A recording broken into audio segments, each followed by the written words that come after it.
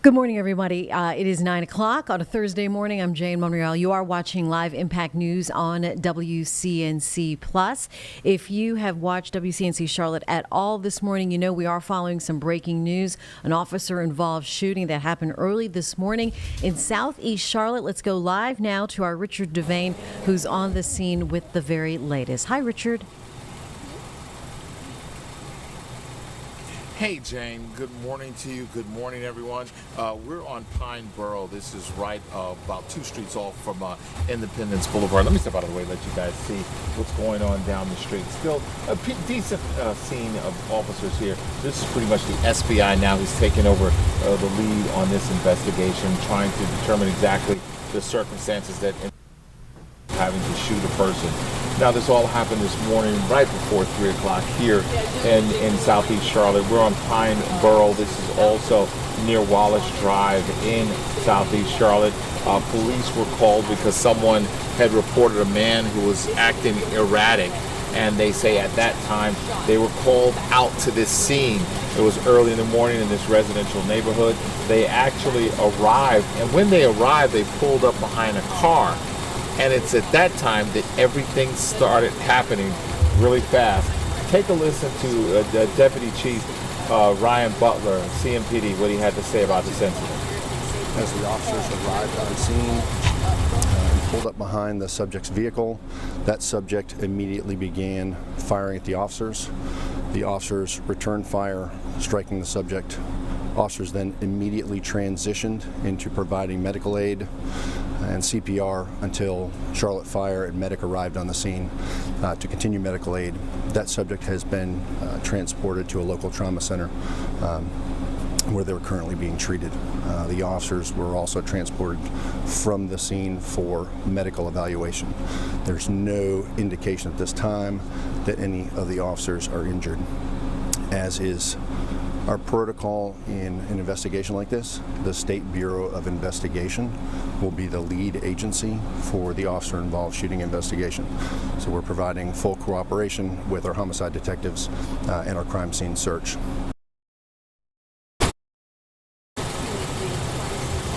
Yeah, and that's what's going on right now. As you see, Ruben is shooting up the block. You can see that car. That is the car that this suspect person was in, who they say opened fire on the officers. Now, they did get that 911 call telling about that person who they say is a man in his 20s who was acting erratically. You can see them. They've been going over that car throughout the day. They've also been speaking to some neighbors. We've seen some neighbors coming out this morning.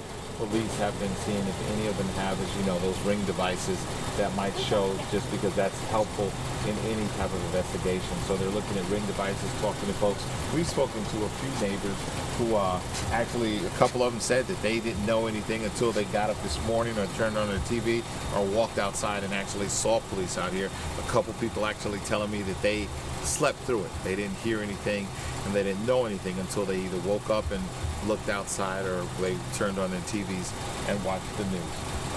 It's still an active scene, but a lot of police officers have left the scene. Still, they have crime scene tape up because they're continuing this investigation. That's the scene right here in Southeast Charlotte. This is Richard Devane. Jane, send it back to you.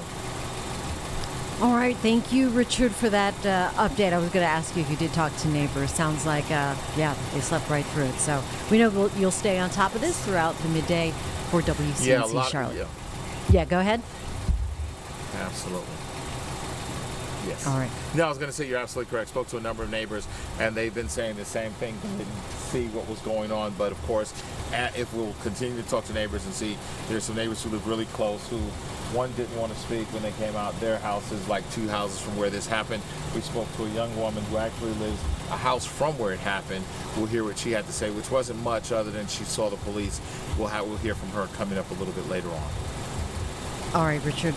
Thanks for that live report once again here on Live Impact News. Still a lot of police presence out there in Southeast Charlotte. All right, so we'll go from that to our other story, which is a good one, though. Let's talk about the weather, shall we? We have our Chris Mulcahy here in the Live Impact studio. And another day, another gorgeous one. Yeah, it doesn't look as pretty. It's more of a cloudy day, but it feels amazing. Yeah, it feels amazing. Yeah, and see, that's one thing is like if you feel great, I think you still look great. You do look great. So it kind of comes from within, you know? And we're still going to see a little bit of sunshine, but also, as we know, us here in America and even some international bits, it isn't just August 28th. It's also some other things. Let's get to our National Day calendar. It's also National Bow Tie Day. Where's your bow tie? Oh. I have tried to tie a bow tie, and I have given up. Don't get one with just the clip. It's like tying your shoe. No, it's not like tying a shoe. No. There's twirls I've done and it bits. before. And Oh, really? I don't know what shoes you're wearing because I mean, it's a bit fancier than that. Yeah. But you know what I mean? It's just, yeah, I've done it before. I would if there was a good for you, Velcro yeah. version, I could do that. No, I had the Yeah. pre-tied ones. Like this is no problem. I could do this in my sleep. But the bow tie, no. Yeah, Okay. you see it on the movies, like American President. He's tying up the bow bow tie. tie. Or, yeah, she's tying the bow tie for the president, and I always think, how do they do that? That's why they need help. It's an art. That's why you go to YouTube. It's a skill. Yeah. Oh. Well, that's what I was doing. What did they do before YouTube? I was more successful watching a YouTube video to solve a Rubik's Cube than I was a bow tie. And that says All something. right. Well, All it's right. okay. You don't need it. Yeah, well, you know what? Something maybe you do need some Cabernet Sauvignon, if that is your thing. Oh, that is my everyday. Oh, is that okay? Nice. Well, it's also National Red take Wine that. Day and International Cabernet Sauvignon Day. Some other things. It is also a National Power Rangers Day. Oh. So I thought that was another little bonus there. And then Rangers. Fun fact, I auditioned way back when for like a Power Rangers stage show. what? Yeah, or maybe was it a replacement? One of the replacements for like the TV show back in, late 90s, I'd Oh say. man, something. awesome. That's Yeah. so when, cool. when it was the height. When it was the Power height of the Rangers. Power Oh, yeah. Rangers. Oh Yeah, yeah. I was a huge Power Rangers fan, and the Pink Ranger, the original, like the OG, Okay. was from my hometown of Dennis, Massachusetts. Sweet. Yeah, so and actually the skating rink is named after her. So that's the most famous person to ever come out of Dennis, Massachusetts, the Pink Power Ranger. Also, it's National Cherry Turnover Day and Crackers Over the Keyboard Day. I guess that's a whimsical day to laugh at at keyboard crumbs and messes. That one's strange. I probably shouldn't even mention that. I don't really get that one. But hey, c'est la vie. And today is overall going to be mostly cloudy. It is going to be a decent day, though, because I think you're still going to see a few bright spots from time to time. But it's another day that we're celebrating the 80s. So earlier today, we were talking about Spotify, where they have like a new chat feature. So I decided to kind of bring songs to life through my forecast. So we're singing in the 80s. Today, with a high of 81. So let's go back to 1981. Endless love for how great it feels for today. And then tomorrow, lots of sunshine where Mother Nature is showing its true colors. And then Saturday, it may have you asking, what's love got to do with it? Oh, Tina Turner. Yeah, and I'm going to let you know this is not a weekend when doves are going to cry. So, and Prince and Tina, let's do it. I know the 80s had some Come jams. on, no kidding. And this was tough for me because I literally just went to Google and did Billboard top 10 for each year, and I was like, oh man, this is tough.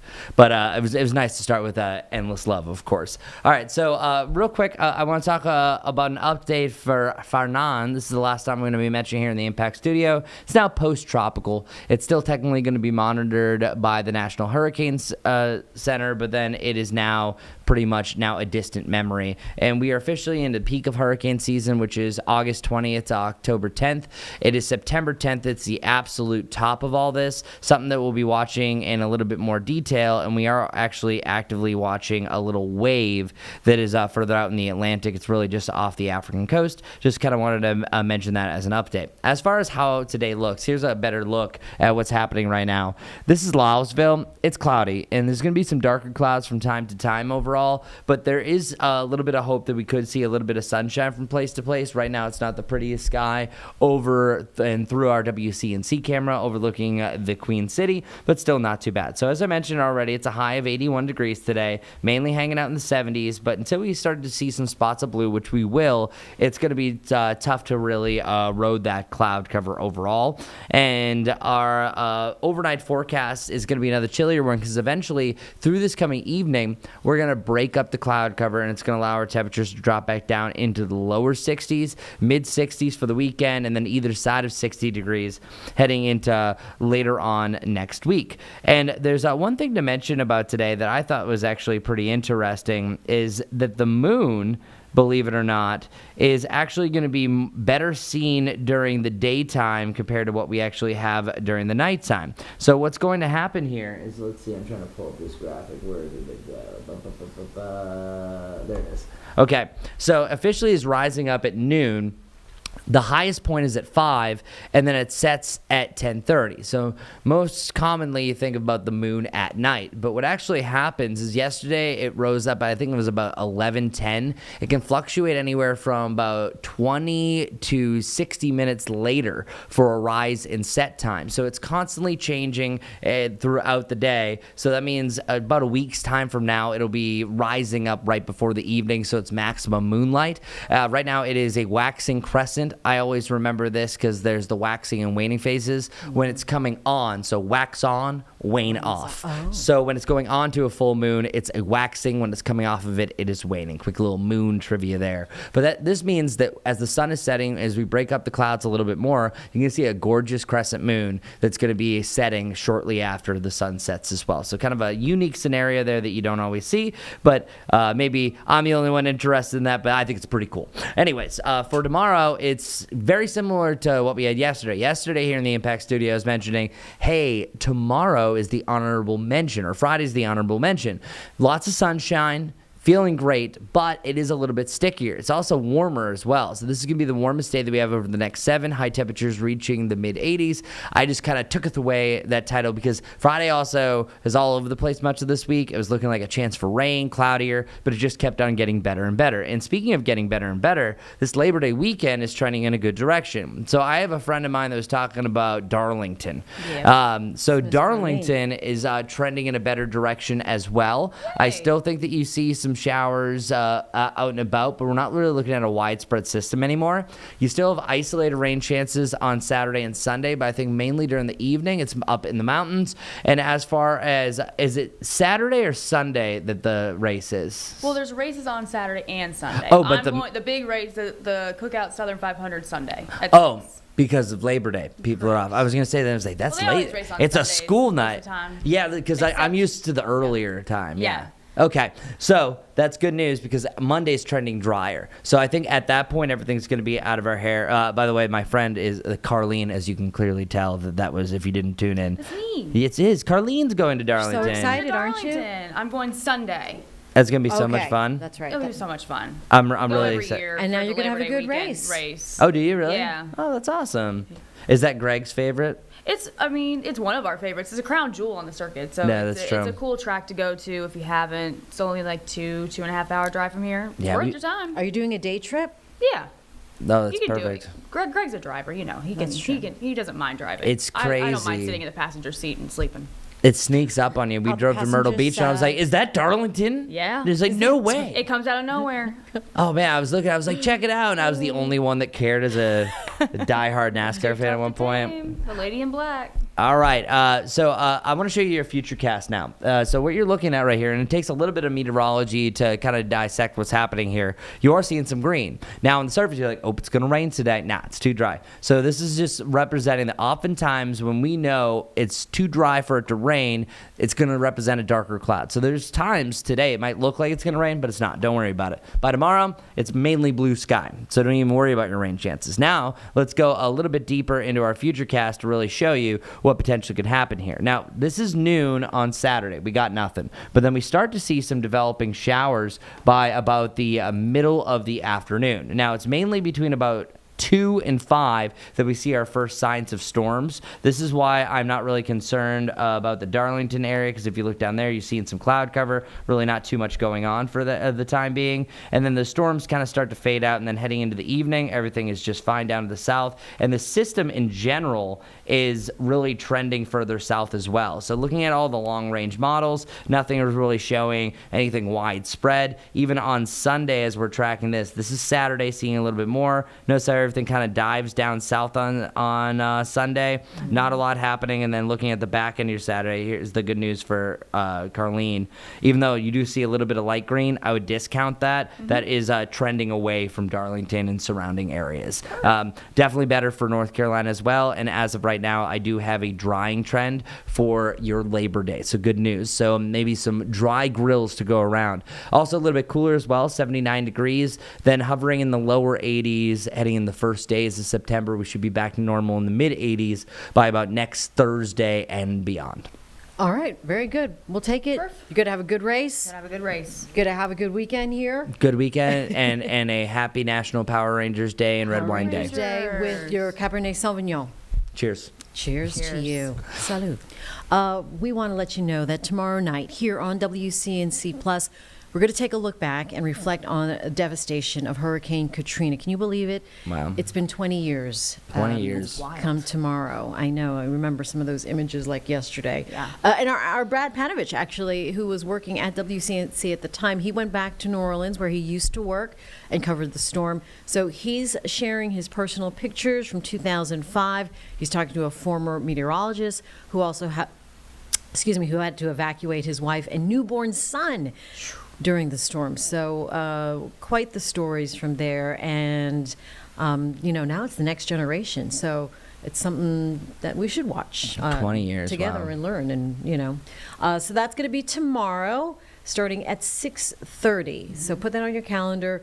If you obviously have the WCNC app because that's what you're watching us on right now, but let your friends know and, the peeps in New Orleans too. Yeah. They would be interested in watching this. Roku, Fire TV, and Apple TV for your Katrina 20 Years Later special here on WCNC Plus.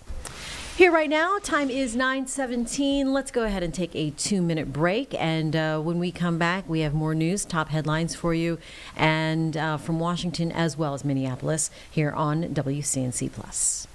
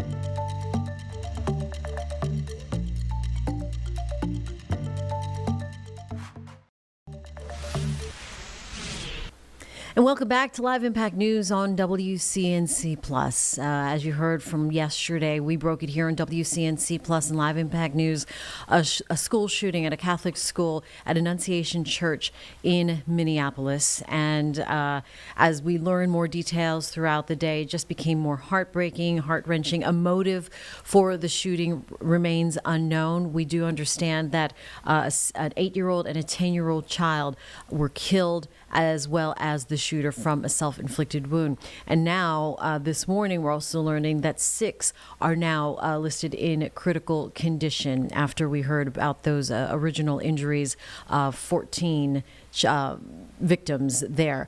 Yesterday, there was a press conference and out of Minnesota from officials and law enforcement. Let's play this for you here in its entirety so you can get caught up on Live Impact News.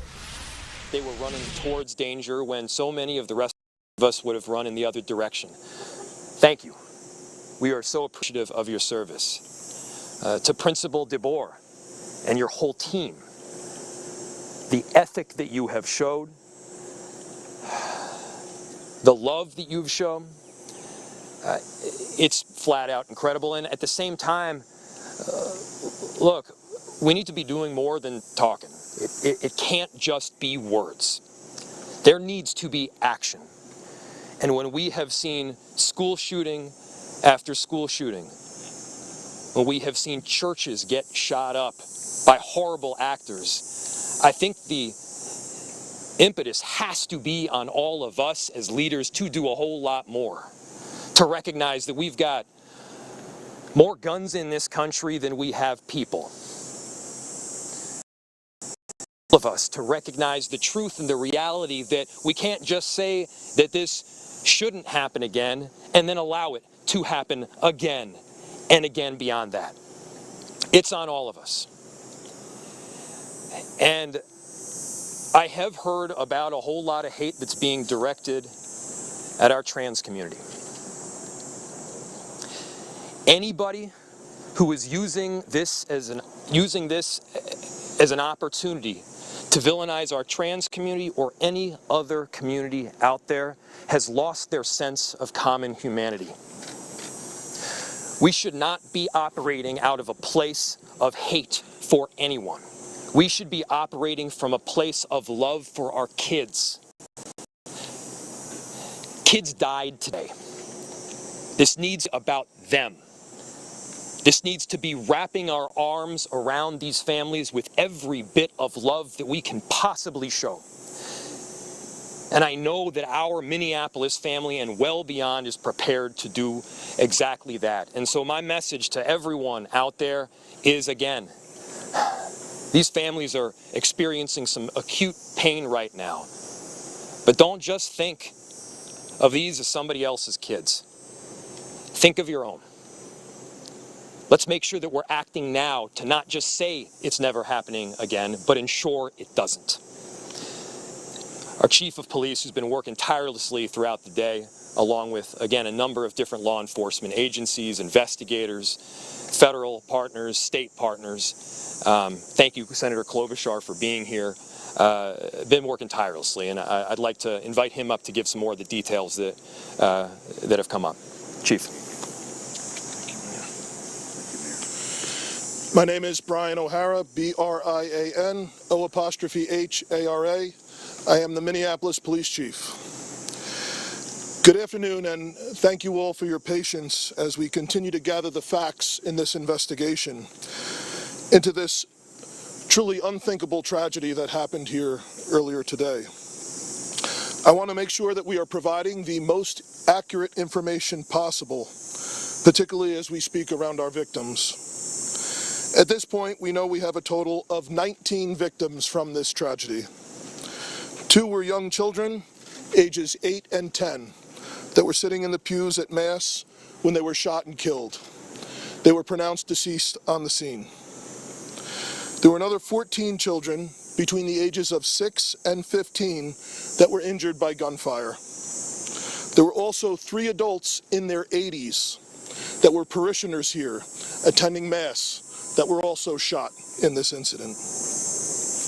The families of all of the children that have been affected have been notified. The coward that shot these victims took his own life in the rear of the church. That coward has been identified as 23-year-old Robin Westman, no prior criminal history. As to the weapons used to perpetrate this horrific attack, there was a rifle, shotgun, and a pistol. All 3 had been lawfully purchased by the shooter. At this stage, we believe that the shooter had acted alone. There is no indication of other suspects directly involved in carrying out this attack. Our investigators are working with other agencies in the process of executing 4 search warrants. 1 is for the church itself, where this crime occurred. The other 3 are residences nearby in the metro that are related to this shooter. Additional firearms are being recovered from those 3 residential locations as we speak. We're also aware of a manifesto that the shooter had timed to be released on YouTube. This manifesto appeared to show him at the scene and included some disturbing writings.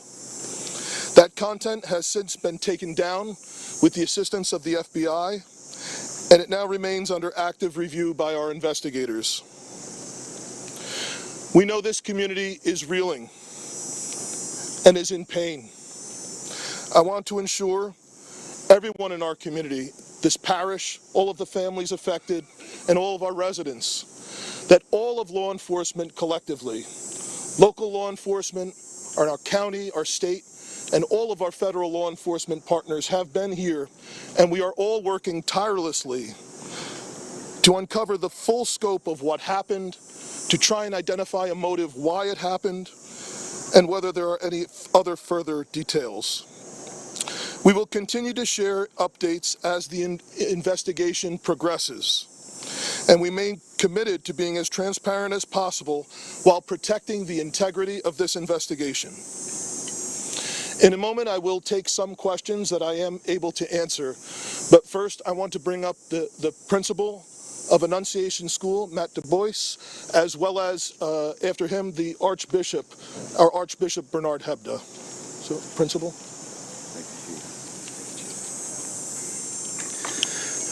Good afternoon, everyone. To any of our students and families and staff watching right now, I love you. You're so brave, and I'm so sorry this happened to us today. Within seconds of this situation beginning, our teachers were heroes. Children were ducked down. Adults were protecting children. Older children were protecting younger children. And as we heard earlier, it could have been significantly worse without their heroic action. This is a nightmare, but we call our staff the Dream Team. And we will recover from this. We will rebuild from this. When we planned for this school year, we intentionally chose a theme from the prophet Jeremiah chapter 29, a future filled with hope. There's nothing about today that can fill us with hope. We, as a community, have a responsibility to make sure that no child, no parent, no teacher ever has to experience what we've experienced today, ever again. I need everybody to commit those words to your speech patterns, never again. We lost 2 angels today, and please continue to pray for those still receiving care. We can't change the past, but we can do something about the future. There's an African proverb that says, when you pray, move your feet. So I beg you, I ask you to please pray, but don't stop with your words. Let's make a difference and support this community, these children, these families, these teachers. Never again can we let this happen.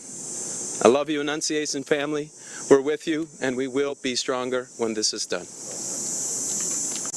Archbishop Hebda will be coming next.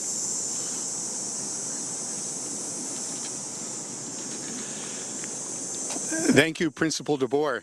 I'm so grateful that Mayor Fry and the Chief both mentioned how valiant you and your staff were.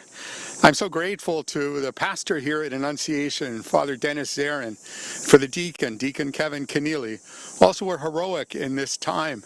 But how sad it is, for sure, not only for the families who are directly involved, but indeed for families everywhere who feel the threat that comes from an event, a tragedy like today's. I would never want to correct a principal, but Principal DeBoer said it wasn't so clear where would be the source of hope. And brothers and sisters, we have to be men and women of hope. Already today, I've been receiving messages from all over our country promising prayers. And I think it's the prayers of the feet as well, Principal. That is, for me, is a source of hope, just as we see families stepping forward to help those who have been impacted by this terrible tragedy. Very grateful that Principal DeBoer spoke about prayer. Certainly that the bell in a Catholic church is always a call to prayer, and so it's a reminder for us for sure to be praying. And we have to recognize that it's through prayer and through that prayer of the feet, through that action, that we can indeed make a difference. That has to be the source of our hope. I was particularly pleased today to receive a message from Pope Leo. If you'd bear with me, I'd like to share that with you.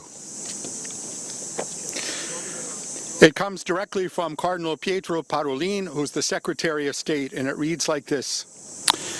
His Holiness Pope Leo XIV was profoundly saddened to learn of the loss of life and injuries following the shooting that took place at Annunciation Church in Minneapolis. And he sends his heartfelt condolences and the assurance of spiritual closeness to all those affected by this terrible tragedy. especially the families now grieving the loss of a child, while commending the souls of the deceased children to the love of Almighty God.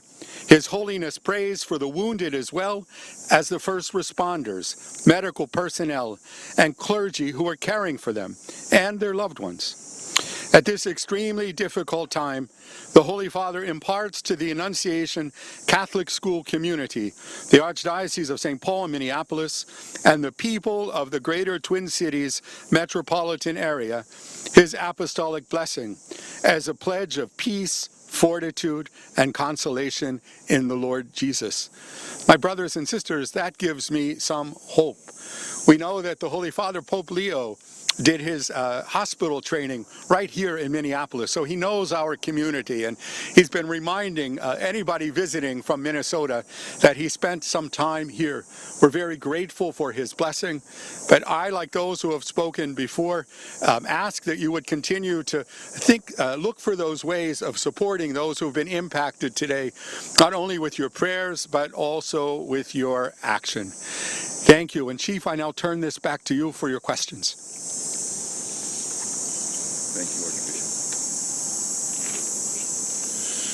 Thank you, Archbishop. As I mentioned, obviously the investigation continues in its preliminary stages. I will take some questions now, and additionally, we will let you know when we can provide some updated information. How are the injured students doing? What are their conditions at this point? The question from Matt was, how are the injured students doing? I believe all of them have their parents with them now, and they are all expected to survive. All of the remaining victims are expected to survive. There is a range of injuries, however. Chief, you said the weapons were acquired legally. Do we know when Yes. and where they were acquired? I can tell you they were purchased recently. And again, an update this morning on the shooting at that school in Minneapolis. We do know 6 of those injured are now critical. So we will keep you posted and try to learn more as far as a motive for the shooting, which remains unknown at this time. Right now, the time is 9:34, and to a story posted on WCNC, the website, about a North Carolina family that just filed a lawsuit. It could be the first of many lawsuits against the popular gaming platform Roblox, alleging the company failed to protect their 10-year-old daughter. That lawsuit was filed in Guilford County Superior Court, claiming the child was groomed and coerced into sending explicit images in exchange for Robux. That's the currency, the platform's virtual currency. So to help us understand the legal implications of this case, we are joined this morning by Ben Whitley of the Whitley Law Firm. Hi, Ben. Thanks for joining us this morning. Hey, Jane. It's good to be here. Thanks for having me. All right. So a lot to unpack here, Sure. obviously. So this lawsuit, what does it allege? And if you can break down some of the charges. Sure. The issue here is a lack of any type of warning for parents and a lack of safety protocols. Essentially, anyone can sign up for this very well-known popular online platform and indicate of any age without any verification. And what this is allowed for is an entry of predators, of bad actors that have been able, and especially in the case of our client, lure them through the coercion of the Robux, which are the credits that kids can obtain as they kind of go into this online world. And so by soliciting those children and using that, they created an inappropriate relationship that caused such great harm to my client that we brought a lawsuit not only for her harm, but to bring awareness of what's going on. Jane, you know, there's some attorney generals out there now that are looking into this, members of Congress, but we wanted to make a stand here in North Carolina early and let this company know that we're not going to tolerate this type of behavior for North Carolina families, and certainly want others to know about it. Yeah, the suit also claiming that Roblox misrepresented itself as this safe platform while knowingly allowing predators to operate safely. What would your clients have to do then to prove and establish this claim legally? Well, sure. So, and of course, they've tried now to change some of their verification projects, and like I said, it's a little too too late. Even one of their own executives had indicated, well, if we try to do more safety protocols, we won't be able to get enough users, and enough users is what we need for our stock valuation. So there's some smoking memos in there, but what we have to prove is in a civil court, and that's where this has been filed, that they were negligent and they did not warn, or that they allowed for this to happen, and therefore these harms occurred because of that. And so that will be proved in a courtroom. And, I trust North Carolina juries, and the North Carolina juries there in Guilford County are going to make the right decision when it gets there. When, we talk about Roblox, a popular platform, I know my nieces also were really into it. They have I'm looking at 300 million monthly users. It's a huge platform. And what has happened is, since it's been out since 2006, a lot of the kids that were in it early have kind of grown up with it. And that is what's happened with our client, being 10 and having had that experience early in her life, and it's because it's so big, Jane, it's a trusted platform, and I know that parents out there, but wanted to believe that this would be a safe thing, wanted to trust that this company would be safe, would have the proper protocols in place, and no, this company was more interested in getting users. So what do you say then legally? Do gaming platforms have legal obligations to protect minors? I do believe that they do, and I want to have hopefully that this lawsuit will establish a precedent to do that. I mean, there has to be some level of responsibility if you are putting a platform that is designed for children, a vulnerable population, and the current state of what we know out there. And so why would it, even if it causes you to lose a couple of subscribers, why not have a more robust verification process in there, a more robust warning process for parents so that they know what's happening? I mean, this is a really tragic case. I hope it continues to get awareness, and we'll see what the facts as they come out. It'll be public as these facts are released. Yeah, I said that this is the first of potentially many lawsuits against Roblox in North Carolina. What does this suggest? What is pointing to the potential that this could be bigger? Well, I think what we're seeing, not just in North Carolina, there have been 7 different states that we've filed, but also what we're seeing in the different attorney generals that are investigating this. States themselves can investigate on consumer protection or protecting the public.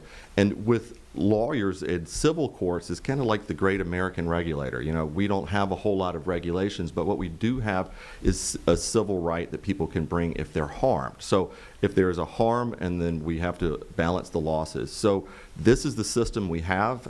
It is, I believe, the best system there is, but it is designed to hold corporate actors responsible when they break rules or they don't protect these vulnerable populations. And I guess it is encouraging that we are seeing increased scrutiny on social media, gaming platforms to be more responsible when it comes to child safety, right? Right.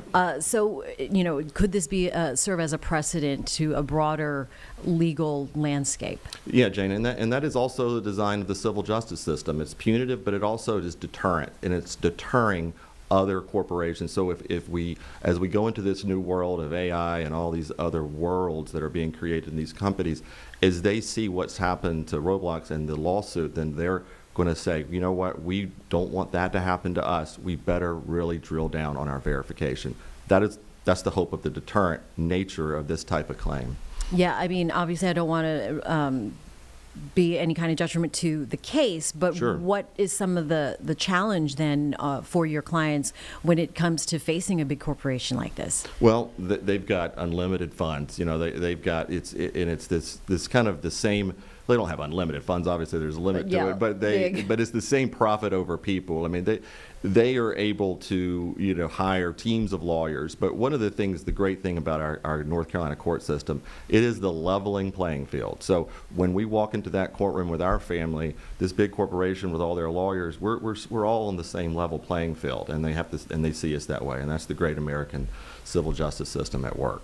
And for parents or educators watching this who might have children using Roblox or similar platforms, what is the advice that they should know about protecting their legal rights? Right, and it's the ones that I know a lot of parents are already out there doing, which is monitoring what their kids are on or having the systems. But with Roblox, it is going beyond what you normally would trust. If it is a trusted type platform and you believe that everything is okay, you go further than that and ask questions about kind of the activities. These were games that were horrible, kind of weird, and you can read online about what the names of them were, but asking questions about actual activity, and maybe you might get more clues. But again, there's a lot of resources out there. I encourage parents to ask questions, of course, if they think that something like this may be happening to their kid.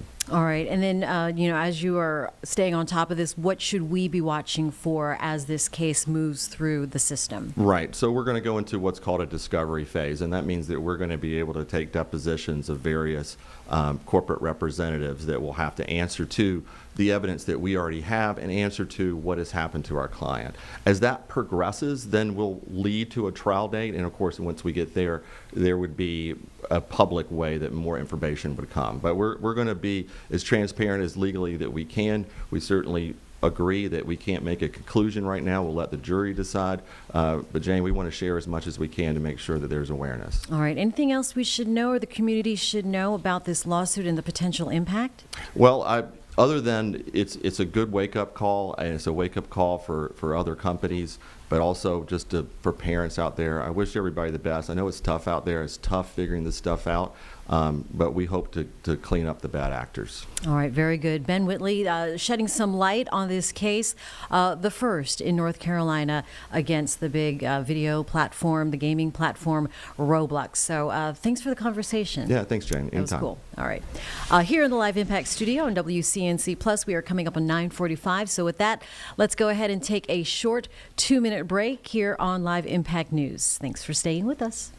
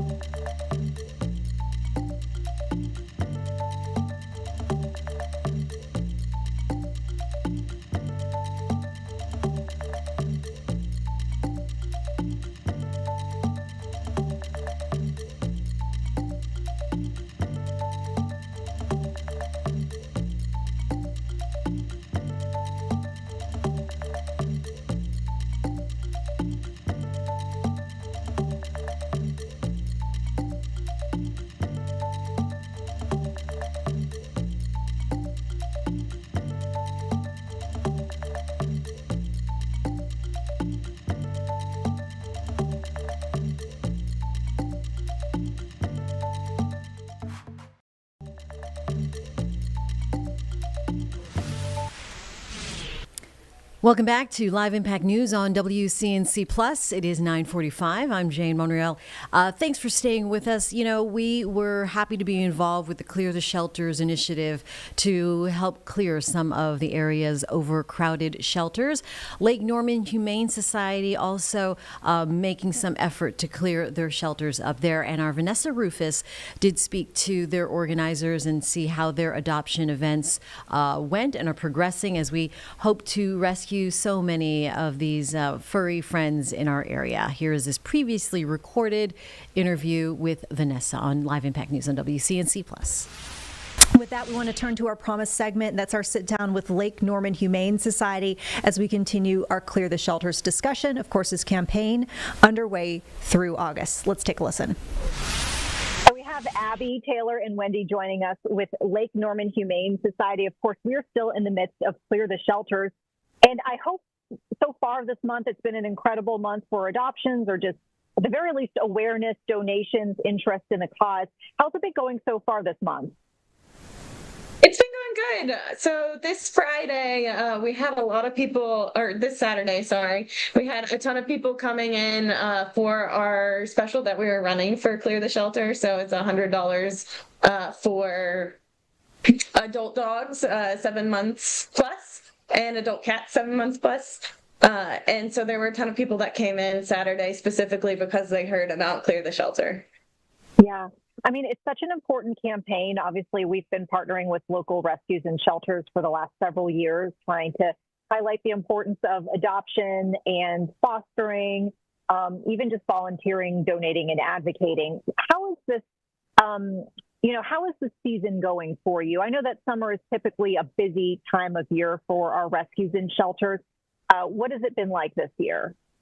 I would say that this year adoptions have been definitely down from where they've been the last few years. I know that's not just a problem that we've seen, but that's a problem across the entire animal welfare community.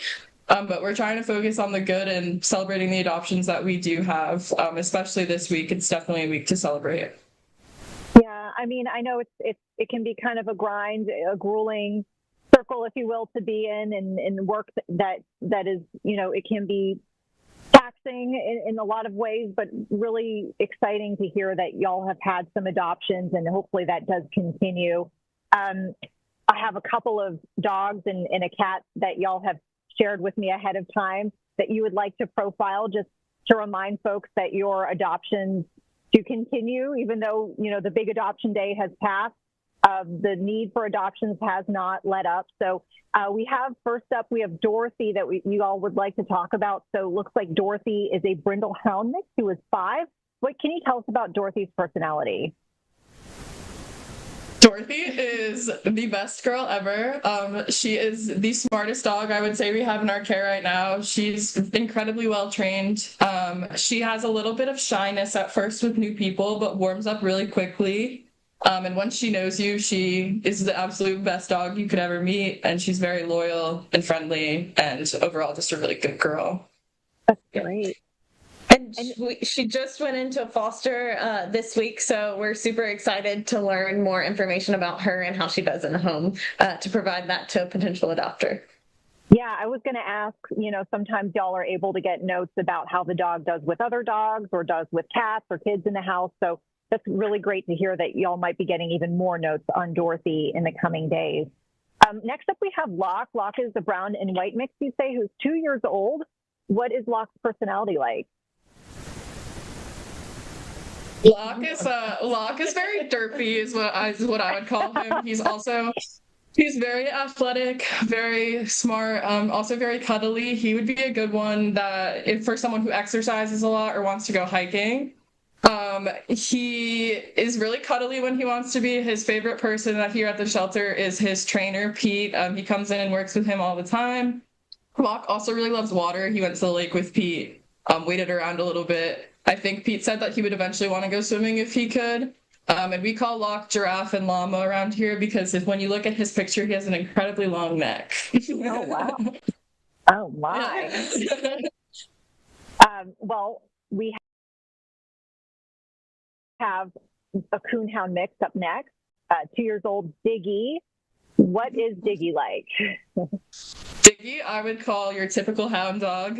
He definitely, I would say, would benefit most from going with an experienced hound owner. Hound people are very specific. They love the howling. They love the energetic behavior.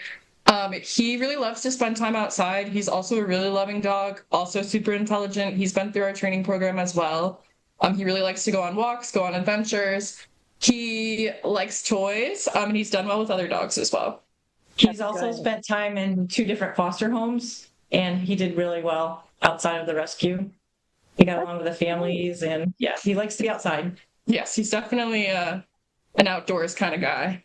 Yeah, right in line with the hound. My first dog was actually a beagle, so somewhat familiar with they have a very distinctive bark, and I can say at least for mine, when I was growing up, a little mischievous if you didn't give him something to do that was That's what we say.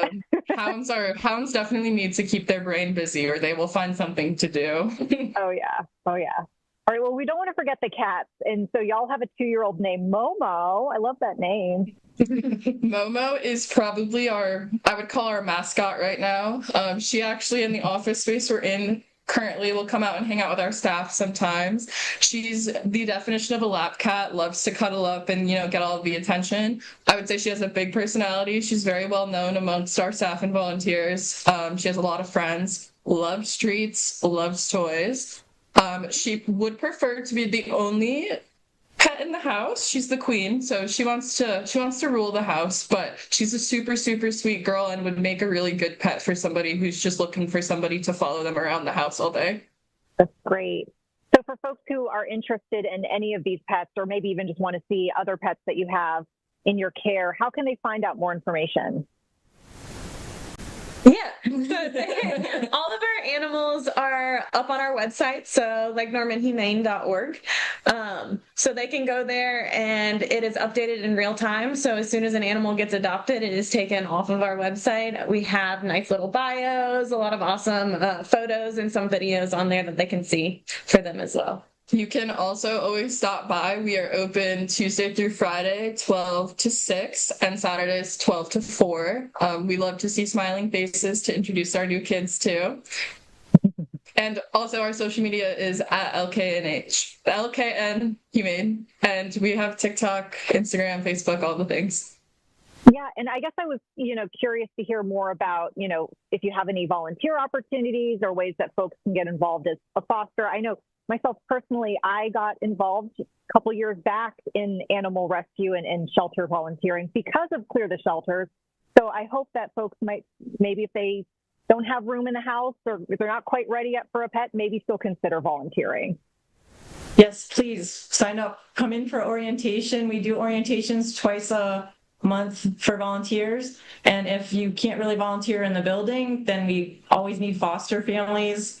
Always looking for people to join our team. We have a great group of core fosters right now, but we're always going to need more. So the more people that will take animals into their home, the more we can bring into the rescue. We can save twice as many. And even if you're too far to volunteer or foster with us, there's a lot of great shelters and rescues across North Carolina who would love to have you. Yeah.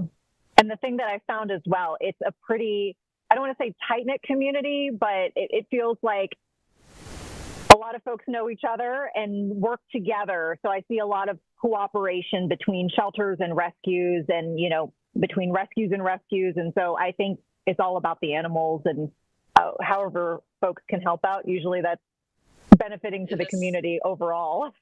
Definitely a community that runs on teamwork, for sure. We definitely would not be able to do what we do without the help of other rescues and volunteers, fosters, other shelters, everybody. Yeah. I mean, I kind of alluded to this before, the fact that it can be a grueling line of volunteering or work to be in, animal welfare and animal rescue. I imagine y'all, see all sorts of things, in the work that you do. It's got to be worth it though, right? Do you have any just great stories that you'd like to share with our viewers just about, why this is such an important cause to you and why you hope more people take part in helping? I think as intake coordinator, since I'm going out and bringing animals back, the coolest part for me is watching them walk into the door either very scared, very stressed. We have animals from all different backgrounds, and then kind of seeing them progress through the shelter system all the way up until adoption is a really, I think, beautiful process to watch them, grow and come into themselves and their, new fresh start. For foster families, I know sometimes people are worried about getting too attached. I'm one of them. But, you're always helping this animal, and we do have a lot of foster fails where they are adopted by their foster parents. But many times it's just people wanting to help, and they know every time they take one in, it finds a family, they can do it again. So for me, it's just really cool to see where the animals end up. We're so lucky with our people that we have helping us. Yeah, like they said, being able to see the transformation of these dogs from start to finish. We've had dogs come in emaciated, super skinny, and scared, and being able to be there for them, provide them the care that they need, even seeing our volunteers interact with them and see these dogs come out of their shell, get healthy, and then go on to live amazing lives with our adopters. It is super rewarding. I think one of the coolest specific cases we've had in the last few years is we had a dog in a wheelchair named Danny. We had Danny for probably over a year. And she was a super awesome dog. She ended up finding a home, and she goes to water therapy every week and gets to walk around in her wheelchair, and she has a canine brother as well. So we've definitely had a lot of really amazing stories come through here, and it's definitely cool to see the way that lives are changed. Did y'all get Danny from Lincoln County? We did, yes. Did you know her? We talked to Hat, Helping Animals to Survive, over in Lincoln County a couple weeks back, and they sent us pictures of Danny and talked about Danny's story, and they said that she went to rescue. And so I didn't realize that y'all were the rescue. Yes, she was awesome. Yeah. She was definitely a very big name in our building and was very loved and still is by a lot of our staff and volunteers. And Hats was fantastic. They donated the wheelchair to go with her. They donated a little pool to help with her water therapy. So yeah, she's a great example of a team effort between Lincoln County, Hats, and ourselves. And we even had a local place that does water therapy. It's called Warm Paws. They would donate to her care and do free sessions for her for, water therapy, and that definitely benefited her recovery as well. So we definitely see the way that the community comes together to help animals that they've never even met, and it's really awesome. Yeah. Oh, I'm kind of blown away. I mean, I just talked about how it was such a small world, but lo and behold, here we have it. And happy to report now, Danny got adopted, and apparently he's doing really well. Yes. Oh, I love to hear that. Anything that y'all would like to leave our viewers with before we wrap things up tonight? There is every breed of animal, every kind of animal, anything that you could possibly think of, there is probably a rescue that has it. I think a lot of the time people think that if they're looking for a specific breed, they're going to have to buy it. But I would really urge you to please look online, look in shelters, because there are a lot of animals waiting for second chances. Oh, yeah. Some really great animals, some fantastic animals. Ladies, thank you so much. I really appreciate your time. Once again, Lake Norman Humane Society. We'll have more information on our website if y'all would like to check out the adoptable pups we mentioned and more about Lake Norman Humane. Thank you so much, everyone. I hope you have a great rest of your day. Thank you. You too. All right. And that was our Vanessa Rufus getting caught up with Lake Norman Humane Society and their efforts to clear the shelters. Right now at just about 10 o'clock on a Thursday morning, I'm Jane Monreal. You're watching Live Impact News on WCNC Plus, where we cover your headlines, live feeds, and important discussions like the one we're about to have. Because August, which we are wrapping up, is Black Philanthropy Month. And today's event, Charlotte Gives Black Day, is highlighting organizations making a real difference right here in our community, including Big Brothers Big Sisters of Central Carolinas, which serves more than 1,000 young folks from Mecklenburg, Cabarrus, and York counties. So while many organizations are scaling back due to funding challenges, Big Brothers Big Sisters Central Carolina is actually trying to invest in growth and sustainability. Donna Dunlap, the president and CEO of Big Brothers Big Sisters of Central Carolina, is joining us right now here in the Live Impact studio. Donna, thanks for coming out this early hour. Thank you. Let's start with the basics. Sure. What's the mission of Big Brothers Big Sisters for people who, have been under a rock and not heard of the organization, and your approach to mentoring young folks? Sure. Big Brothers Big Sisters creates one-to-one mentoring relationships between a volunteer and a young person. And we serve children ages 5 to 19 and then provide additional services all the way up to age 21. What makes our relationship a little bit different is that we have a development plan for every child, and we also provide support to not only the child, but the volunteer and the parent to ensure that these relationships are productive and they have continuity and that they're safe. What keeps that mentoring, that one-on-one mentoring, it's still working, right? 50 years from now, or since 50 years ago when Big Brothers Big Sisters have been around in the region. Right. Obviously, it's a method that works. It does, and I guess when we think about what every child needs, and we think about every child as having potential to be successful, I mean, we have to focus on competencies, confidence, and just care and compassion.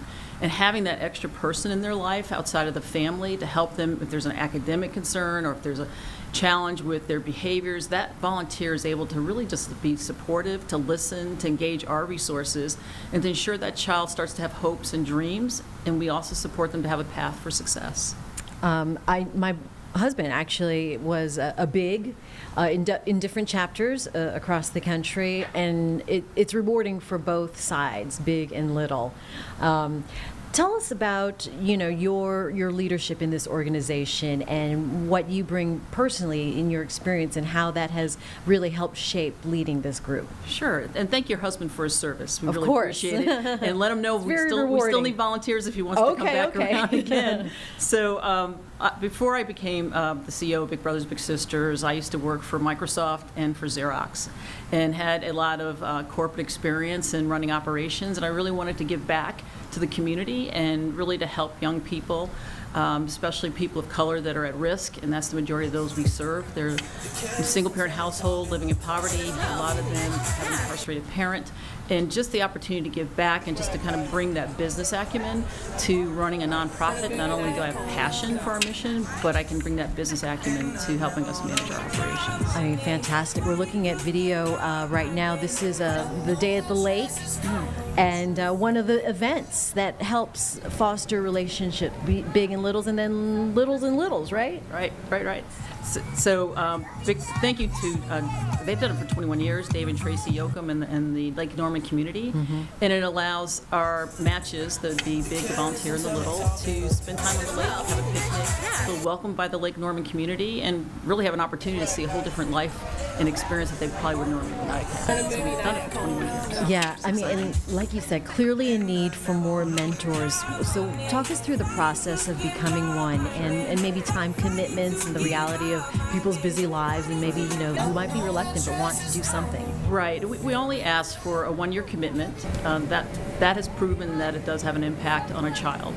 And so we only look for the person to spend 1 to 2 times a month, 1 to 2 hours each time with the child, and really trying to provide them with different experiences that enhance their developmental plan. And we think about cultural experiences, we think about different outings, we try to make everything a learning experience. Just going to let's say going to a supermarket and learning how to budget or how to plan a meal, just always trying to make everything a teaching moment.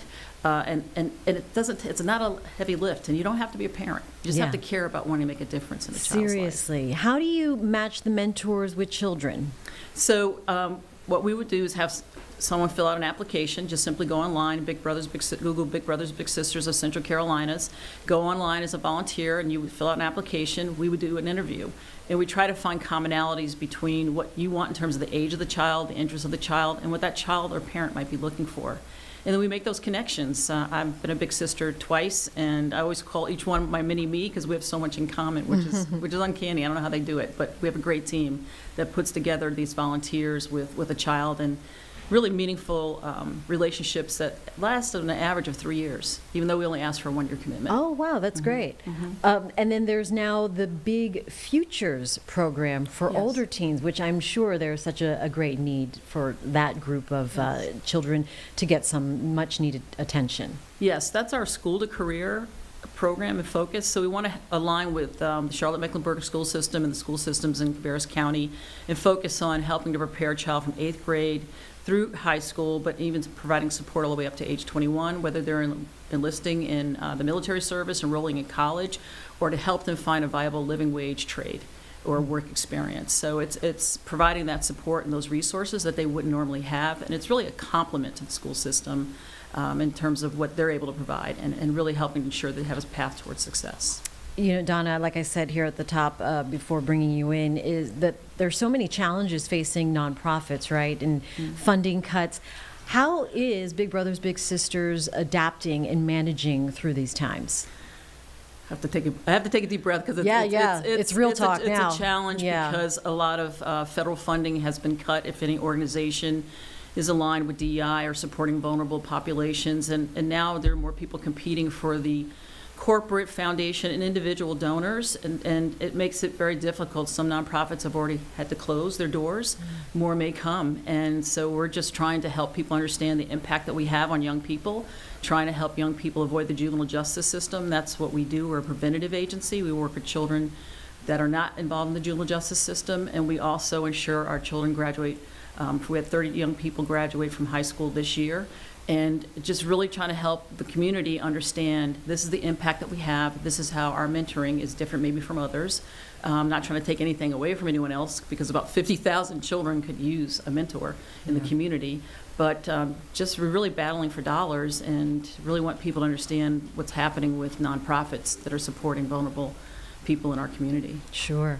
Like I said, today is Charlotte Gives Black Day. So how can we, our community, the greater good out there, get involved with the group? We would love to have volunteers. We need mentors. So please go to our website.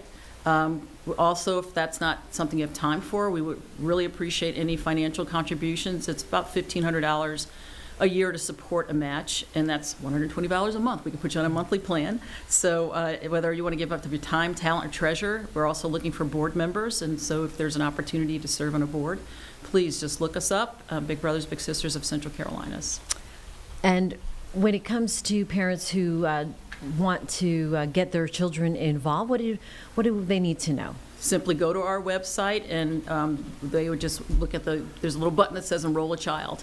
And just so the parent knows that we do a background check, and we make sure that for safety, we're very vigilant in how we interview these volunteers. And that parent has the opportunity to say, yes, I accept this volunteer to work with my child, or I don't.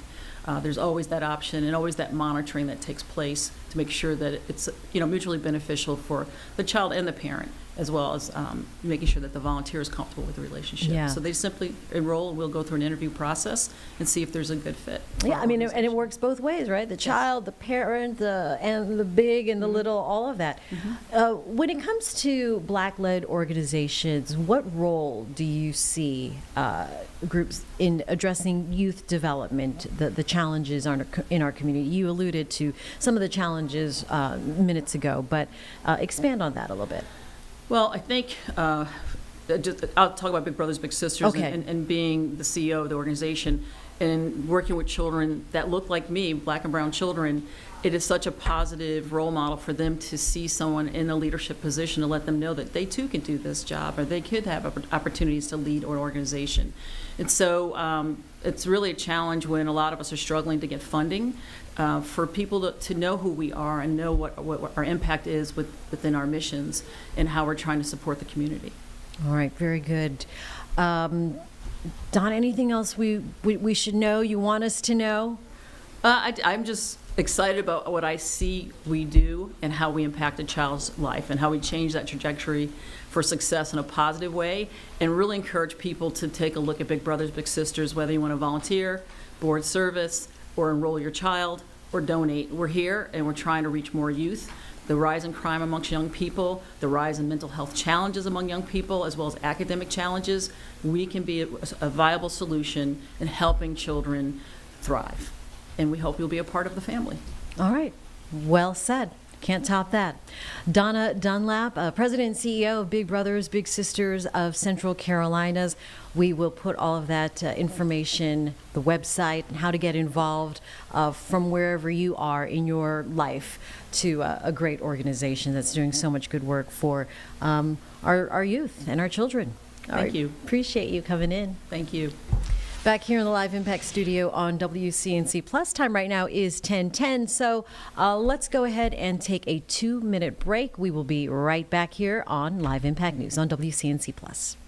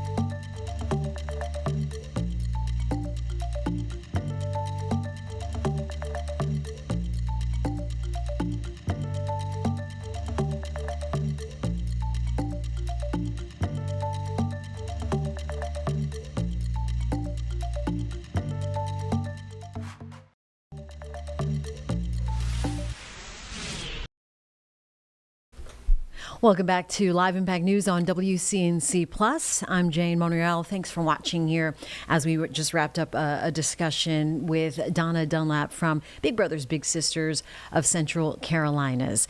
If you missed it yesterday, learned about something I really wasn't quite aware of, osteoarthritis among pets, specifically dogs, and what this means for pet owners and lovers. It is more common than you might think.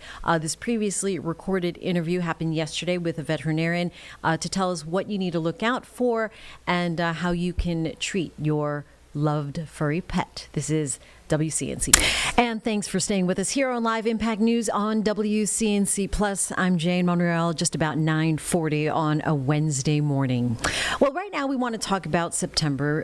That's coming up, of course, and it is Animal Pain Awareness Month. So for all of you pet lovers out there, did you know that 1 in 3 dogs suffers from osteoarthritis, a painful joint condition just like adults have, and it often goes under or undiagnosed. So our dogs, obviously, I know it's sad. Our dogs can't tell us when they're hurting, but they do show signs in subtle ways that many owners might mistaken for normal aging. So joining us right now is Dr. Courtney Pierce, a veterinarian and medical lead for canine pain at Zoetis. Thank you, Dr. Pierce, for joining us here. Thank you, Jane. All right, so Dr. Pierce, before we dive into the medical details, your own dog, Ernie, has a story and was diagnosed with osteoarthritis at such a young age. Tell us about Ernie's story.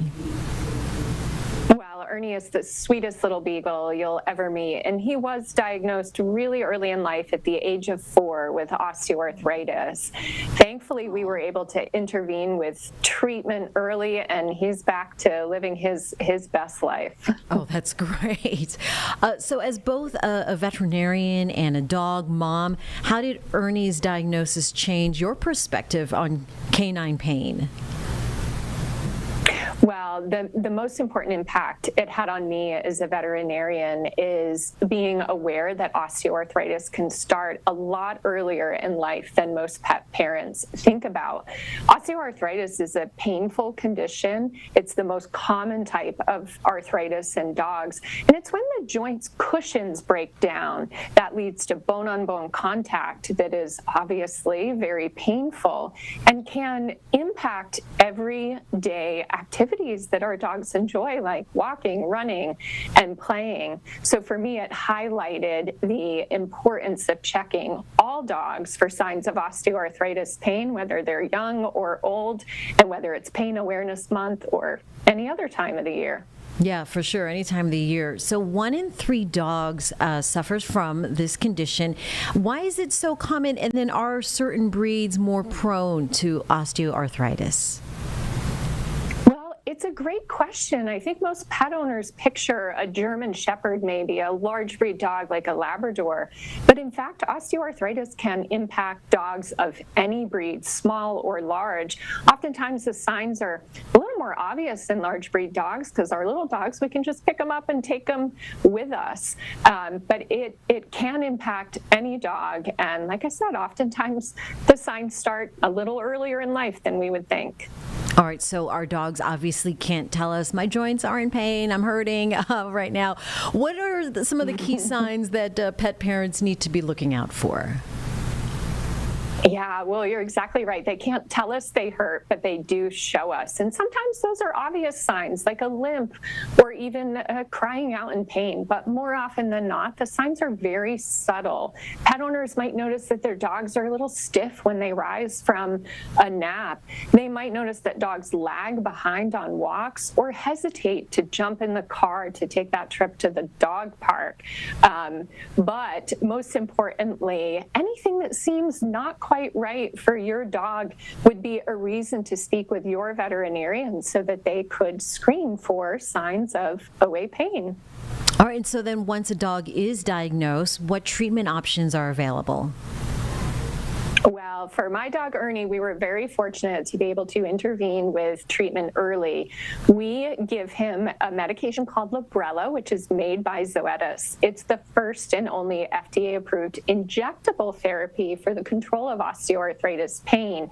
It's given once a month at the veterinarian's office. And by controlling the pain of osteoarthritis, it can improve quality of life for pets like Ernie. For him, it's meant that he's back to doing the thing he loves the most, which is chasing off the delivery drivers. But of course, all medications can come with the potential for side effects. So it's important to talk to your veterinarian about what treatment options are best for each individual pet. And then as far as lifestyle changes or modifications at home, what should people consider? The number one goal of managing osteoarthritis pain is actually making sure that pets continue to move. Now, importantly, that exercise should be done in a controlled fashion. Leash walks are great, making sure that pets have non-slip surfaces. But when we are able to control the pain, we can keep our pets moving, keep them nice and flexible, and able to enjoy a good quality of life.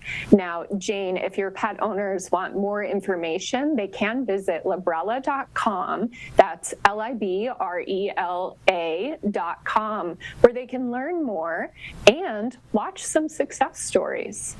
Oh, we like to hear about success stories as well, including Ernie's. Sounds like he is well on his way and living his best life, like you said. So that's good news and very encouraging for pet parents. Absolutely. And again, number one takeaway is speak to your veterinarian if you feel that your dog is exhibiting signs of OA pain. Though it's not curable, the pain is treatable and can help your dog live their best life. And their best life makes our lives that much better as well. All right, Dr. Courtney Pierce, Absolutely. Thank you so much. Great information and conversation here on Live Impact News on WCNC Plus. Appreciate you this morning. As we are back out here at 10:20 on Live Impact News on WCNC Plus. If you haven't heard, UNC Charlotte expanding their stadium. The Niners they have a young football program, about 10 years old. But with that, the fans are growing. We have a lot of Charlotte graduates here in the area staying close to home. And it calls for an expansion on the Jerry Richardson Stadium. So this was a press conference that happened yesterday afternoon. If you missed it, our Walker Lawson was there. We'll play this press conference in its entirety for you now on WCNC Plus.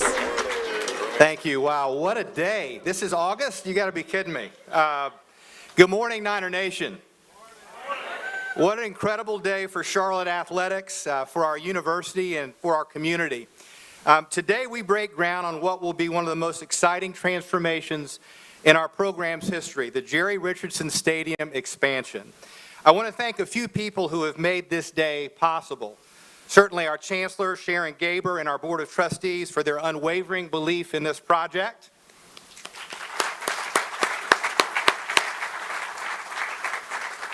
Our generous donors and partners whose investments are shaping the future of Charlotte football. Our coaches, staff, student athletes, and fans, your passion drives everything that we do. And our construction and design teams who are ready to make this vision a reality. The response to our expansion plans has been nothing short of tremendous. Today, those plans start to take shape. Over the next 2 seasons, with as little interruption to the game day experience as possible, our team will be hard at work delivering something truly special.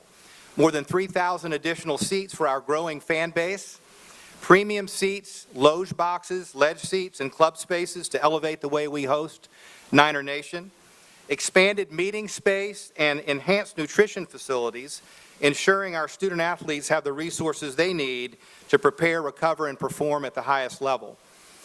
State-of-the-art amenities that will enhance the experience for every single fan who walks through our gates. But this is about more than just bricks and seats. It's about creating a home that reflects the pride, the ambition, and the growth of our university.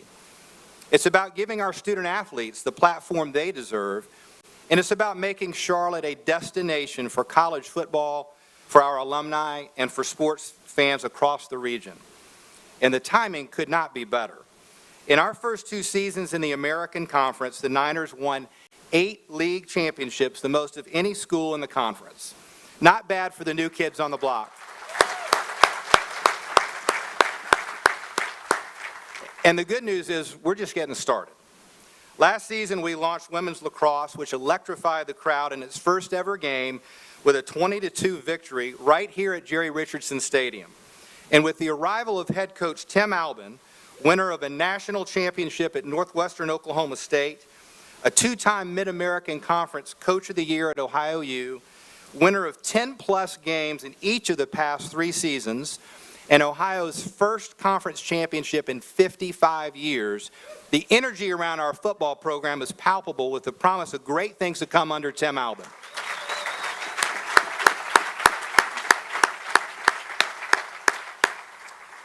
So when we cut the ribbon in early 2027, Jerry Richardson Stadium will stand as a testament to what's possible when vision meets commitment. And I promise you, it will be worth the wait.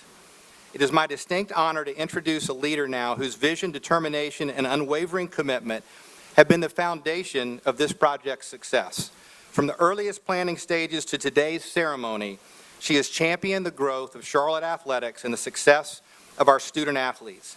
Please join me in welcoming the 5th Chancellor of UNC Charlotte, Dr. Sharon L. Gaber. She's just a girl and she's on fire, hotter than a fantasy. All right, we are waiting for the next speaker to come up, and it looks like, the Chancellor for the stadium, for the university, here on Live Impact News. Not sure I was expecting that.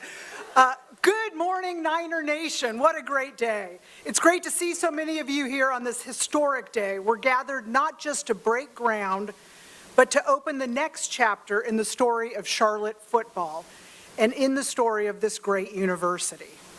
We're honored to have so many distinguished guests with us, and while I'm not going to be able to name everybody individually, I'd like to recognize several groups, and I'd ask that you wave as I call your group. First, current and former state legislators. Thank you. City and county elected officials. Thank you.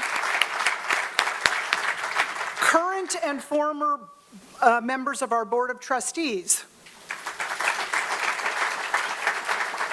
And then members of our Alumni Board, Board of Visitors, University Foundation Board, and Athletic Foundation Board. Thank you all for being here and for all that you do for our region. I want to begin by expressing my deep gratitude to Smokey Bissell for all that he's done for UNC Charlotte. He's not able to be here today, but I want to acknowledge him. He is amazing and knows the value of this university in this region. I also want to thank the North Carolina legislature for their matching appropriation to this project, with special thanks to Senator Dave Craven and former Representative Jason Sain, whose leadership made this project possible.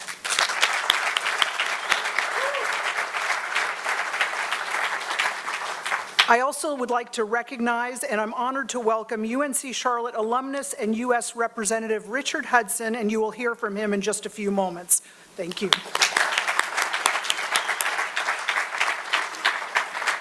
As Mike said, this project is about momentum, and we are excited that we have it here. Fall 2025 semester is off to a strong start. For the first time, UNC Charlotte has surpassed 32,000 students, including nearly 5,000 first-year students and more than 3,000 new transfer students.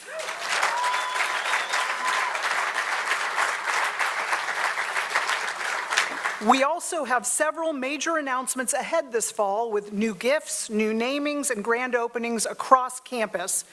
But today is about the expansion of Jerry Richardson Stadium. As Mike said, this project represents more than new seats, suites, and amenities. It's a statement about who we are and where we're headed. It reflects the momentum we're building in academics, research, and athletics. And it signals a new era for Charlotte football. Charlotte is ready to compete and to win on every stage. However, athletics at UNC Charlotte is about so much more than competition. It's an entry point that provides an initial introduction to the university. It opens up an opportunity for many people to look at what is happening on campus. When we win a big game, people inevitably start to look online, querying, who is UNC Charlotte? Who are they? It brings people together, it builds pride, it creates life-changing opportunities for our students to excel, and it shines a national spotlight on Charlotte, helping us attract talented students, engage alumni, and strengthen our ties to the city we proudly call home. This expansion is more than a construction project, it's a declaration of the future we're building together.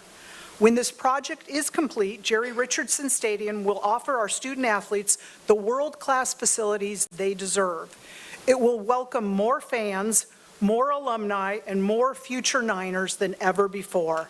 And it will create opportunities for our city, allowing us to host concerts and cultural events, international competitions, even bowl games. We are excited about the future. And now it is my privilege to introduce a leader deeply committed to this state, this region, and this university. Congressman Richard Hudson, class of 1996, represents North Carolina's 9th District in the U.S. House of Representatives. He is a strong advocate for military families, veterans, and the people of our region, and a proud champion for UNC Charlotte. He recently honored this groundbreaking with a floor speech in the U.S. House, and he's here to share it today. Please join me in welcoming 49er alumnus Congressman Richard Hudson.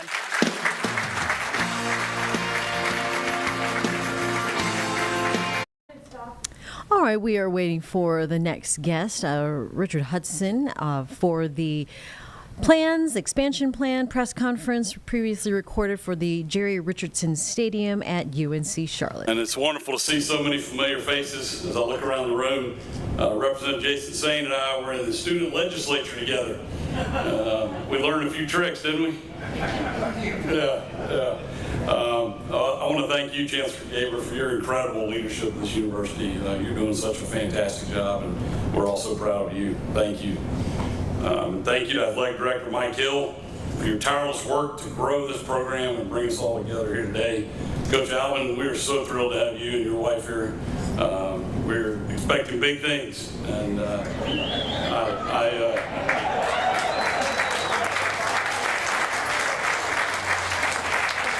no pressure.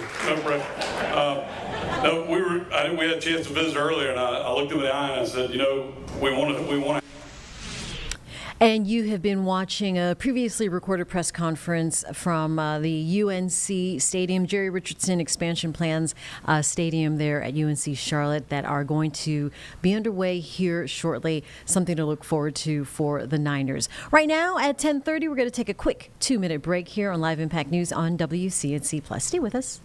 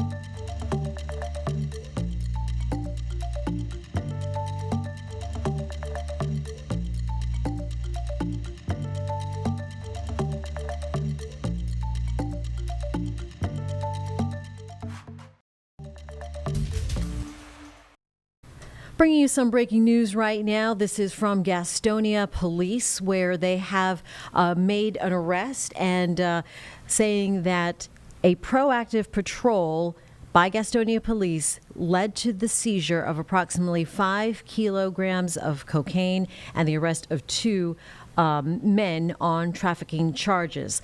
This happened when officers observed a car with a Texas license plate following too close and then engaging in some maneuvers that shouldn't have happened. And then they took off, discarded a box of some kind into a creek. They found the box and then discovered the 5 kilos of cocaine. They found the driver and the person, the other suspect who left the vehicle. So we will stay on top of this story as the street value of 5 kilograms. It ranges these days from $150,000 to $200,000. So good news in law enforcement for Gastonia Police. Right now at 10:33 this morning, we are looking at the economy. Currently, markets are responding positively. They have been for the last week or so, certainly still looming following Federal Reserve Chair Jerome Powell's economic update last week, hinting at possible rate cuts while also warning that we might have some ongoing challenges with inflation and employment. So the question this morning is, what does that mean? What does that mean for everyday Americans? Asking, where's the money? Local financial expert Mark Henry from Alloy Wealth Management here is here to break down Powell's key messages and help us understand what consumers should be watching for in the coming months. Hi, Mark. How you doing? Doing great today. All right, you were actually in New York. You said you rang the bell. Yeah, That's kind of was fun. up there for the closing ceremony. Yeah, the closing Wow. bell ring and all. It was great to participate. It was really fun. Is that fun? That's exciting. It's exciting. It's just such enthusiasm and stuff. And it's so funny now because it's all like the desk. It's not the way it used to be. It used to be 5,000 people crowded into that room. Right. And now it's all digital and screens and stuff and maybe 150 people. I was Totally going to ask, different. is it as loud as I think it is? Like, No, I it's imagine not. it being It's- so like Right, so loud. we're just like, hearing it people through and the chatter. computer? It is, but not what it once was. Okay. But it's still really cool. Very Yeah. exciting. Cool, man. That's so cool. All right, so let's talk about the biggest takeaways from Chairman Powell's economic update last week. What are your biggest takeaways here, Mark? Well, rate cuts are possible, quote, not guaranteed. I personally believe the markets are responding the way they are since the news favorably because they are saying, yes, he's going to finally cut rates. I think it's overdue, but what do I know? So the exciting is we really believe it's going to happen this time. Okay. So we could see interest rates go down, and they need to. All right, how about inflation and then the dynamics with the job market? What does that well, mean? you know, it sounds terrible. Inflation's up, job market's down. Now, when we say inflation's up, keep in mind it's much lower than it was, but it's not at the target rate of 2%, which is what the Fed would like to see. So we're still above that, but we're much less than it was. It doesn't mean, and people get this confused a lot, I hear people saying, well, if inflation's down, why is it still so hard? Prices aren't down. They're just not going up as fast. So always remember, just because you hear inflation's down, it does not mean you're going to pay less at the grocery store.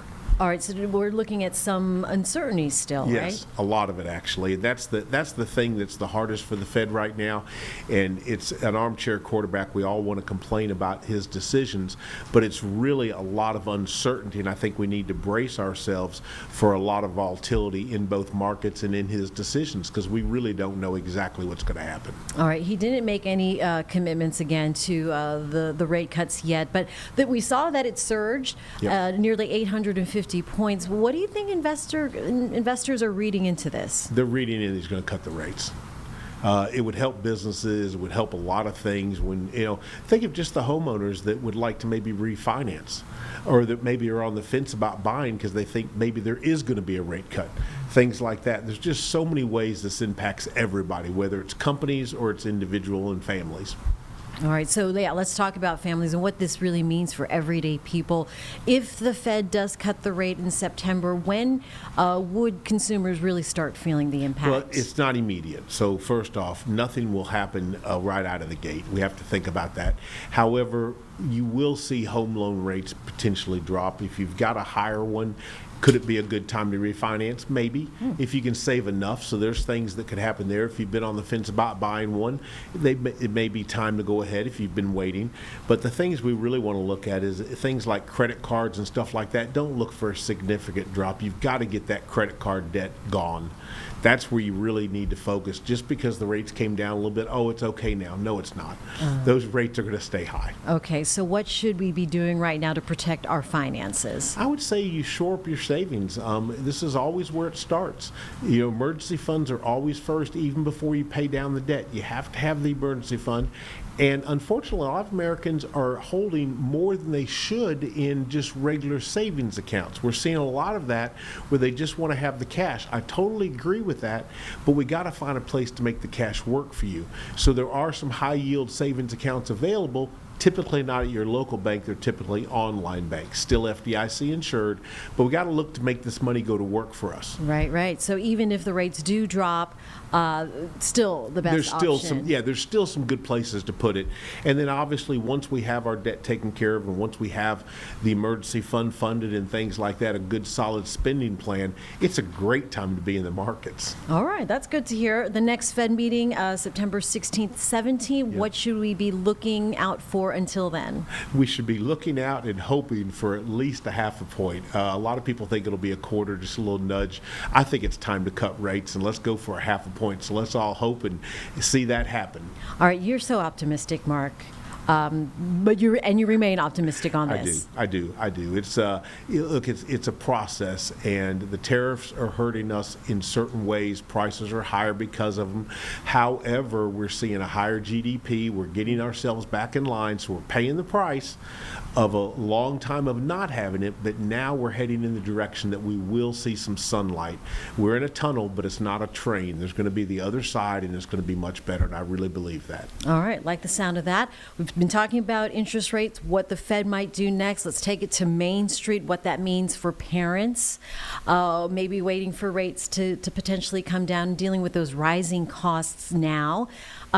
Parents in the South, it seems, in a new survey, are spending more on their kids than expected. What are you seeing with maybe some of your clients?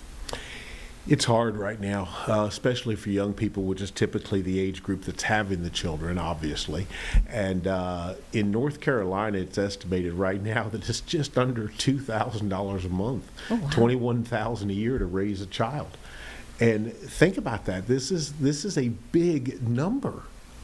Yeah. It's like mind-boggling, and so many families are concerned, and the birth rate is actually lower than it's been, and a lot of this has to do with what we're talking about right here. It's hard right now. Yeah. What's driving these increases? The prices. It's just high, and so the good news is it can still be done, but we have to make good choices like we talk about with spending plans and things like this. But just go do a couple of my advisors were talking about their young kids in baseball and in the fall ball and in soccer and stuff. The cost is really high. Oh, yeah. And so one of the tips I have there is simply don't push your child to do something just because you want them to do it. If they're not passionate about it, save the money. Oh, there you go. Let's pick something they really want to do, and they don't have to do everything. So let's pick one thing that they're passionate about, and let's invest in that if we have the money available. Yeah, that's good anyway for just life. Yeah, why do something you don't want to do? So from a financial perspective, people are guessing, families are guessing how much to save for their family. From a solid perspective based on facts and what people have, what is the approach here? What should people be doing? Well, first we have to start, you think about the airplane, they always say if there's something going on, you put the mask on yourself first. Well, with children, it's exactly the same way. What I mean by that is, yes, we want to get started with a 501 and we want to save for their college. We want to do all these great things.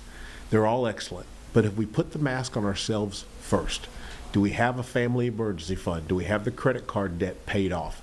Are we saving for our own retirement? You have to put yourself ahead of the children, which sounds terrible. It sounds horrible. No, I get it. But it's the right decision, because what would be worse than not being able to pay for their college would one day be a burden to them in retirement, making your children take care of you. Who wants to do that?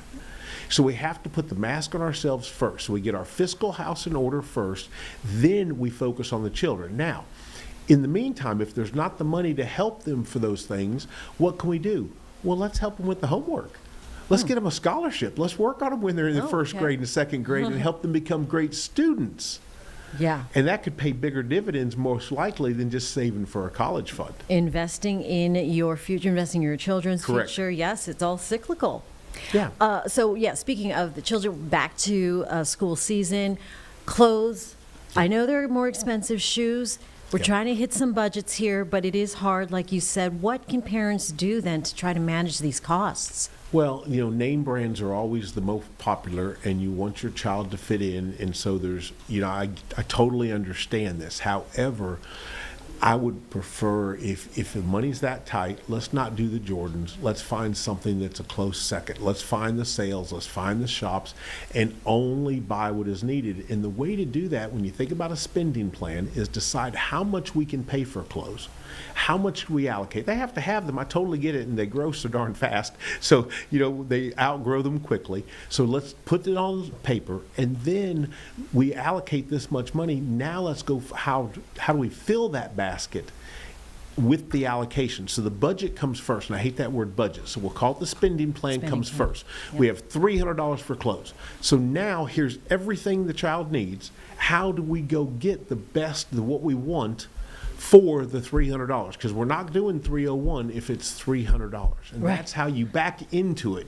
You put the number first, then you back into it, checking off the list. Yeah, I know you're very good about saying a plan, have a plan, stick to the plan, and if you don't have that much more money, if you can't make the cuts, then somehow you got to bring more money in. Right. We have to look at where we're going to do it, or where we're going to bring. What can we cut? If we're out of cutting, we have to bring more money in, which sometimes involves getting some part-time jobs and stuff. Good news is there's places hiring. They're out there. Right now, unemployment, even with the news we had today with inflation high and the jobs growth is not what we want, unemployment's still very low. So you can find. Don't listen to the haters. You can find something. You know what they say about haters? Yeah, they're going to hate. Haters are going to hate. If you can give parents one piece of advice this morning dealing with some of these challenges, Mark, what would it be? The idea of this planning that I talk about so much is this. It's taking control. The freedom you get when you're actually in control of where your dollars go is unbelievable. And for many people, they're always reacting to a situation instead of being proactive to the situation. Think about this. The refrigerator breaks. Oh, now what do? We have to go put it on the credit card. We have to do this. When you take control and you go, the refrigerator break, it's the same feeling. You're really upset it broke. However, now we have the emergency fund to go take care of it. You're in charge. Treat your dollars just like they work for you. They're your employees, and you decide where they get spent. There you have it. Can't say it better than Mark Henry of Alloy Wealth Management. Thank you for your wise words. Great outlook and insight as usual. Here on Live Impact News on WCNC Plus. It is time to take a quick break here at 10:46. You're watching Live Impact News on WCNC Plus. We'll be right back.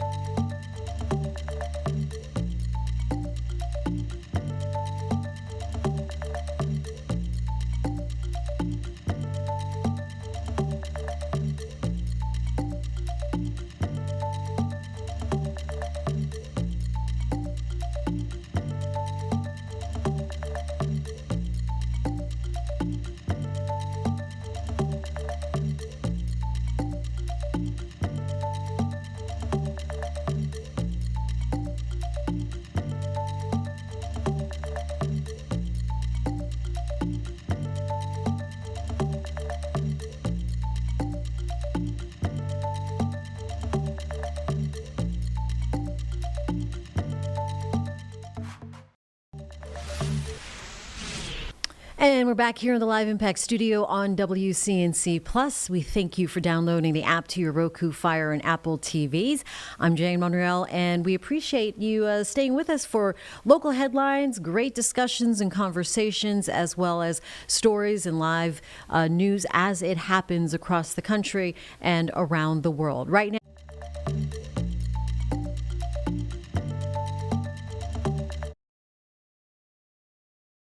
now, for members of the Pennsylvania Association of School Business Officials and sharing the impact of ongoing budget challenges to their schools. Let's listen in here live. Have a household income of $42,000 compared to our surrounding community schools that may have. Our wealthiest district has a $200,000 median household income. With those resources, they're able to meet the needs of their students. However, that same community also has 23% of the students that are free and reduced lunch. So this issue is not just about the urban districts. This is an issue that addresses all of our districts, both rural and suburban. As a result of not having the budget passed so far to date, we have had to delay a number of positions that would be very beneficial to our students. We have delayed 16 reading specialists, the hiring of 16 reading specialists that would help meet our needs and increase the proficiency in reading for our students. We have delayed the hiring of 55 paraprofessionals in our early education programs from K-3. We have delayed the hiring of 4 additional social workers to meet the mental health needs of our students and our staff. We have delayed the hiring of 5 early intervention enrollment special education teachers to meet the increasing need of early intervention students that have been entering in our school system. We had 5 additional classrooms that were needed, and we had to delay the hiring of those staff members. And for the first time, we were looking to hire an adaptive physical education teacher to meet the needs of our special education students. But as a result of not having a budget passed, we have had to put all of that on hold. The adequacy funding gave us hope, but now the delayed budget has given us fear of not being able to meet the needs of our students. It is time for the legislation to come together to solve this issue and pass a budget. Our 17,000 students deserve a budget. The 70,000 students in Berks County deserve a budget. The 1.7 million students across Pennsylvania deserve a budget. We implore and ask that everyone come together and finalize the budget to ensure that our kids receive the education that they deserve. Thank you for your time today.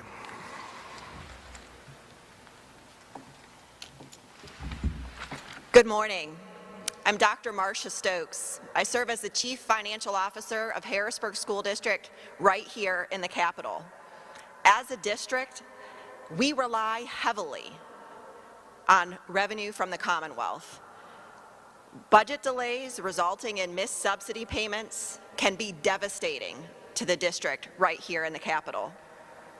With over half the property values in the Harrisburg City School District exempt from paying property taxes, we do not have the ability to generate the local income that many of our neighbors do.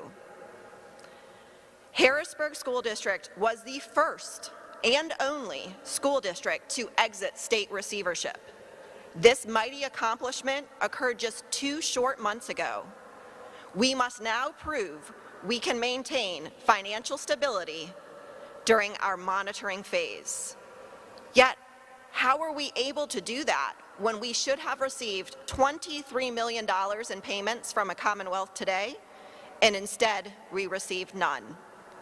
As a historically underfunded district, the Harrisburg School District is disproportionately impacted by delayed budgets, which ultimately impact our ability to provide robust educational programming and opportunities for our students.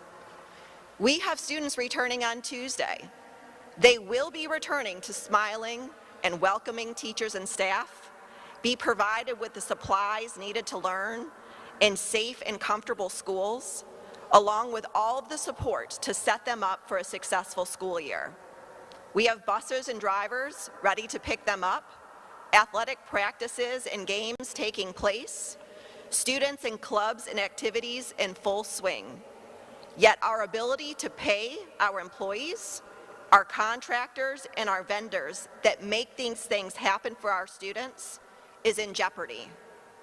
To the best of our ability, we at Harrisburg School District are trying to shelter our students from any impact that politics are having on their educational experience.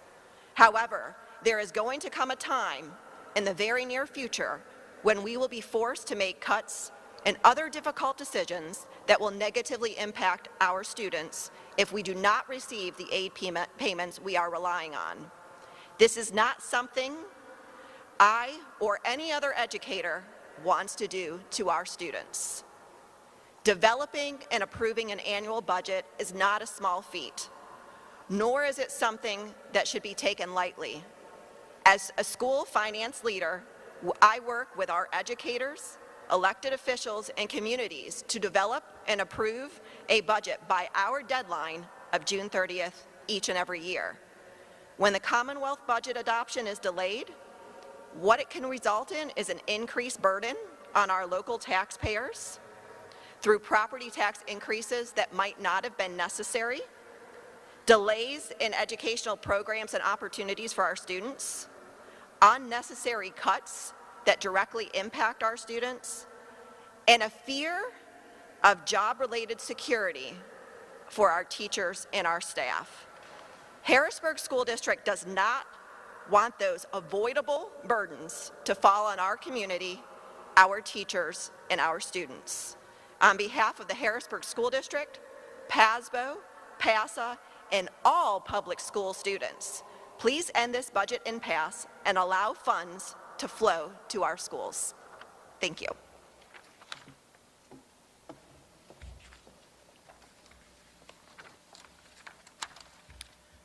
Good morning, everyone. My name is Dylan Wyatt, and I serve as the Director of Advocacy for the Pennsylvania Association of School Business Officials. As of today, we're nearly 60 days into this budget impasse. The fallout is already here. The past 60 days have forced districts to make difficult decisions, and the next 60 will be even more damaging. We're less than a month away from a $3 billion impact, and we're less than 2 months away from a $5 billion impact. Classrooms will feel it, programs will get cut, students won't get the opportunities that they deserve. We know what this looks like. Districts with stronger local revenues will use their rainy day funds to get by, while those most dependent on state support are left taking out anticipation notes and loans just to keep the doors open. These pressures weaken schools not only for this fiscal year, but for years to come.